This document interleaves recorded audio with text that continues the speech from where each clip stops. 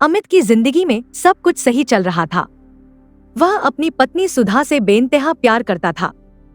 सुधा भी एक समझदार और स्नेही महिला थी, लेकिन उसकी जिंदगी में एक कमी थी, वह मां नहीं बन सकती थी। हालांकि अमित ने कभी सुधा को इसका एहसास नहीं होने दिया। उसने हमेशा अपने प्यार और परवाह से सुधा को खुश रखने की कोशिश की। अमित का बहुत बड़ा व्यापार था और उसका एक कार्यालय नेपाल में भी था। पहले वह साल में 1 या 2 बार नेपाल जाता था, लेकिन इस बार नेपाल यात्रा ने उसकी जिंदगी को हमेशा के लिए बदल दिया। अमित का नेपाल का सफर आम दिनों की तरह ही शुरू हुआ। वह अपनी गाड़ी से नेपाल के एक छोटे से गांव से गुजर रहा था। तभी एक लड़की अचानक सड़क पर आ गई और उसकी गाड़ी से टकरा गई। अमित घबरा गया और तुरंत गाड़ी रोककर लड़की की मदद के लिए दौड़ा। लड़की को काफी चोटें आई थी। उसका नाम सुनीता था और वह पास के ही गांव की रहने वाली थी। अमित ने सुनीता को पास के एक नर्सिंग होम में भर्ती कराया। वहां बच्चों की देखभाल और डिलीवरी जैसी सुविधाएं थी। अमित की प्राथमिकता सुनीता का इलाज करवाना था, लेकिन इस घटना को गलत समझा गया। सुनीता के गांव वालों ने उसे नर्सिंग होम में देखा और अफवाहें फैलने लगी कि सुनीता और अमित के बीच कोई रिश्ता है। जब अमित सुनीता को उसके घर छोड़ने गया तो उसका सामना गांव के गुस्से से हुआ। गांव के बुजुर्गों और उसके पिता ने सुनीता को अपमानित किया। उन्होंने उसे झूठे आरोप लगाते हुए कहा कि वह अमित के बच्चे की मां बनने वाली है।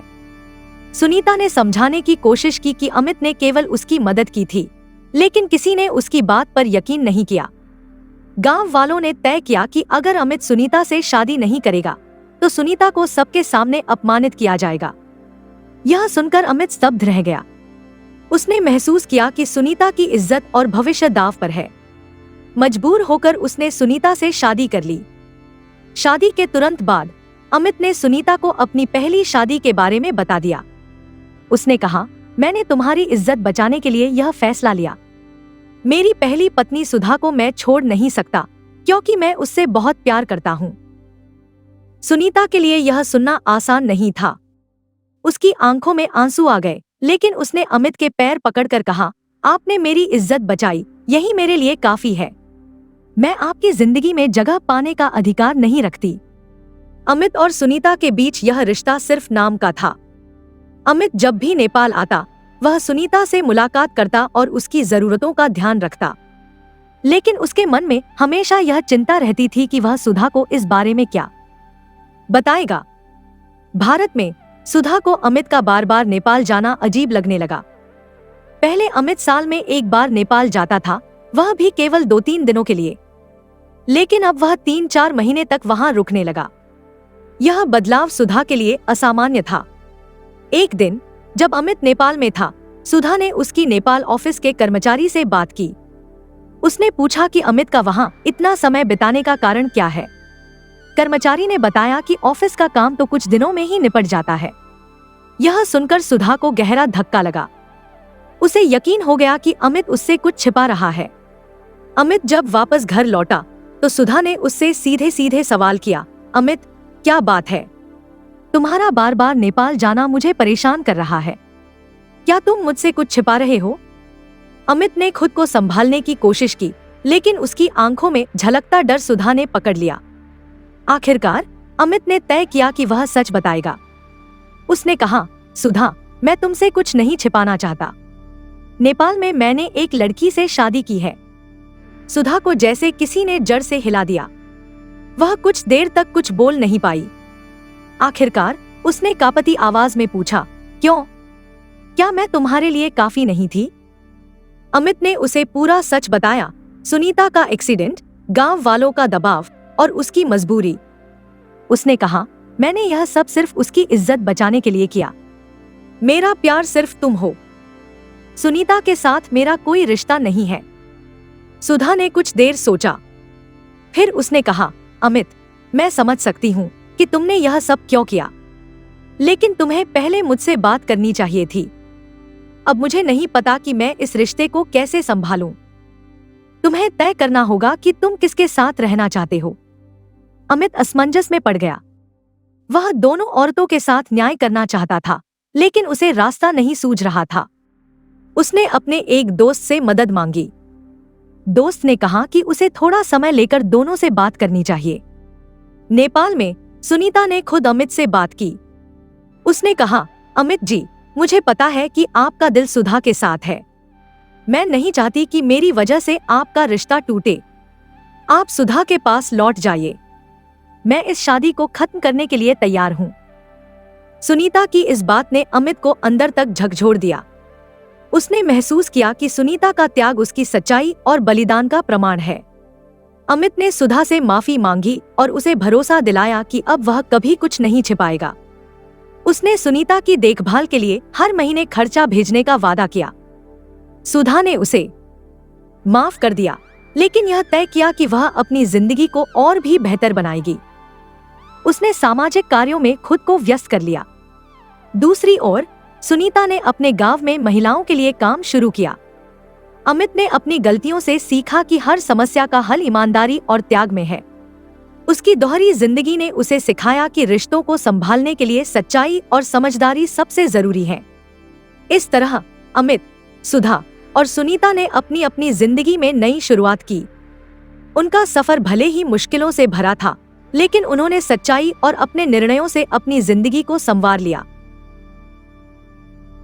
सुनीता और अमित की शादी भले ही मजबूरी में हुई थी, लेकिन अमित ने कभी सुनीता की जरूरतों की अनदेखी नहीं की। नेपाल में रहते हुए अमित ने सुनिश्चित किया कि सुनीता को किसी चीज की कमी न हो। लेकिन सुनीता के दिल में हमेशा यह बात चुभती रही कि वह अमित की जिंदगी में एक जिम्मेदारी बनकर रह गई है। समय बीता और सुनीता गर्भवती हो गई।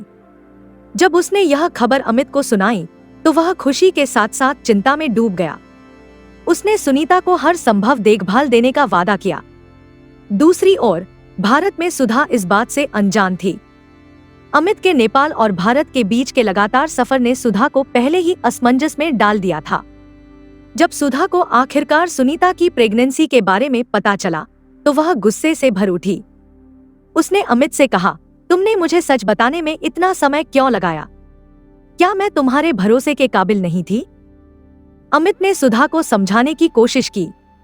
उसने कहा, मैं जानता हूँ, मैंने गलती की, लेकिन मैंने यह सब सिर्फ सुनीता की इज्जत और जिंदगी बचाने के लिए किया। मैं उससे शादी के बाद भी सिर्फ तुम्हें ही प्यार करता हूँ। सुधा के लिए यह बात समझना आसान नहीं था, लेकिन उसने खुद को शांत किया। उसने कहा, अगर तुमने उसकी मदद की है तो मैं तुम्हारे इस फैसले का सम्मान करती हूँ, लेकिन अब हमें मिलकर यह तय करना होगा कि आगे कैसे जीना है। सुनीता ने एक सुंदर और स्वस्थ बेटे को जन्म दिया। अमित ने बेटे का नाम आयुष रखा। सुनीता के चेहरे पर पहली बार खुशी की झलक थी। जब सुधा को इस बारे में पता चला तो उसने अमित से कहा, अगर तुम चाहते हो कि हम सबकी जिंदगी ठीक से चले तो सुनीता और आयुष को यहाँ लेकर आओ। मैं तुम्हारे बेटे को अपनाने के लिए तैयार हूँ। अमित यह सुनकर चौंक गया। उसने सुधा से पूछा, क्या तुम सच में यह कर पाओगी? यह आसान नहीं होगा। सुधा ने कहा, हमारे बीच जो भी हुआ वह हालात की वजह से हुआ, लेकिन मैं तुम्हारे बेटे को बिना किसी भेदभाव के अपनाना चाहती हूँ। सुनीता और आयुष को भारत लाया गया। यह एक कठिन शुरुआत थी, क्योंकि दोनों औरतों के बीच कई भावनात्मक असमंजस थे। सुनीता ने सुधा से कहा, मैं जानती हूँ कि मेरी वजह से आपकी जिंदगी में परेशानियां आईं, लेकिन मैं यहाँ सिर्फ आयुष की परवरिश के लिए हूँ। मैं आपकी जगह कभी लेने की कोशिश नहीं करूंगी। सुधा ने मुस्कुराते हुए कहा, तुमने जो त्याग किया है मैं उसकी इज्जत करती हूँ। मैं चाहती हूँ कि हम दोनों मिलकर आयुष को एक अच्छी जिंदगी दें। आयुष के आने से घर में खुशियां लौट आईं। अमित ने दोनों महिलाओं के साथ ईमानदारी और समानता का व्यवहार किया।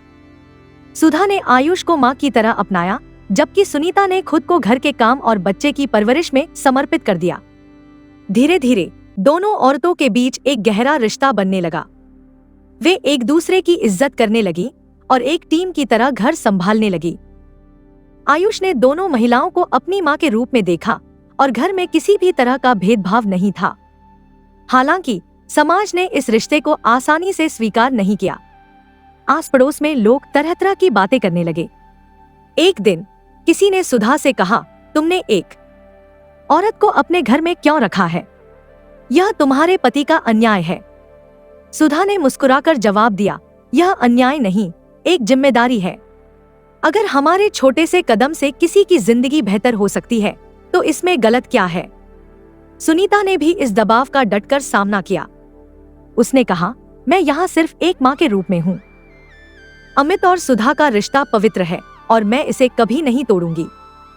समय के साथ दोनों औरतों ने दिखा दिया कि रिश्तों की जटिलताओं के बावजूद समझदारी और आपसी सम्मान से हर समस्या का हल निकल सकता है।